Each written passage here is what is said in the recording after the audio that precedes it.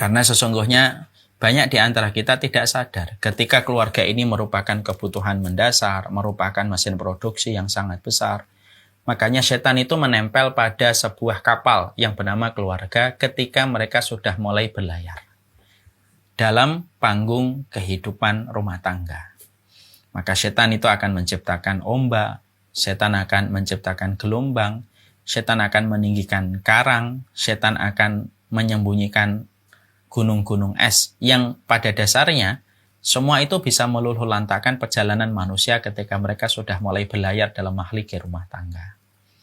Makanya kita menjumpai di dalam surat Al-Baqarah 102 bagaimana Allah secara jelas menyampaikan fayata'allamuna minhuma ma yufarriquna bihi bainal mar'i wa zawjih. Sesungguhnya setan itu ya ketika mempelajari ilmunya itu salah satunya untuk ma yufarriquna bihi bainal mar'i wa zawjih, yaitu adalah memisahkan antara seorang suami dan istri. Karena kata Sa'id bin Musayyib, strateginya setan sebelum orang menikah sama sesudah menikah itu beda. Strateginya setan sebelum menikah, yaitu adalah bagaimana mereka didekatkan terus hatinya. Supaya mereka terus berhubungan puncaknya supaya terjadi perzinahan. Itu hubungan laki-laki dan perempuan sebelum pernikahan. Ditampakkanlah sesuatu yang indah pada lawan jenisnya.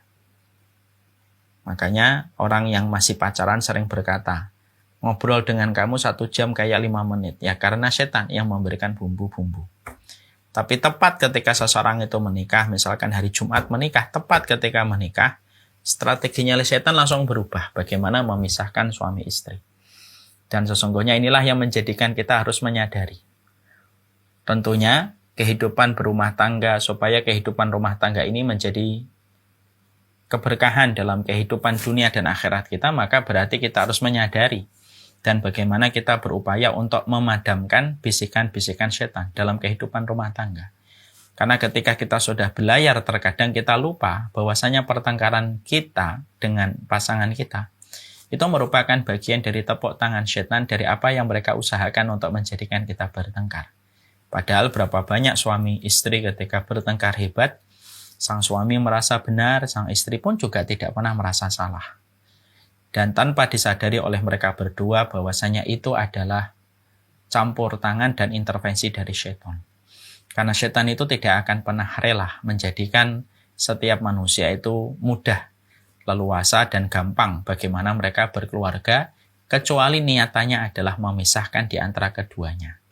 Dan itulah yang disampaikan oleh Rasulullah SAW dalam riwayat Jabir, bahwasanya setan itu selalu melaporkan kejahatan mereka kepada manusia, dilaporkan kepada atasan mereka yang bernama iblis. Ketika setan melaporkan pembunuhan, iblis biasa. Ketika setan melaporkan kejahatan ini, kejahatan itu, iblis biasa. Tidak ada respon yang istimewa dari iblis. Sampai ada setan yang berkata, saya mampu memisahkan suami dengan istrinya, dan tidaklah mereka aku tinggalkan kecuali mereka akhirnya bercerai. Maka langsung iblis itu merasa senang.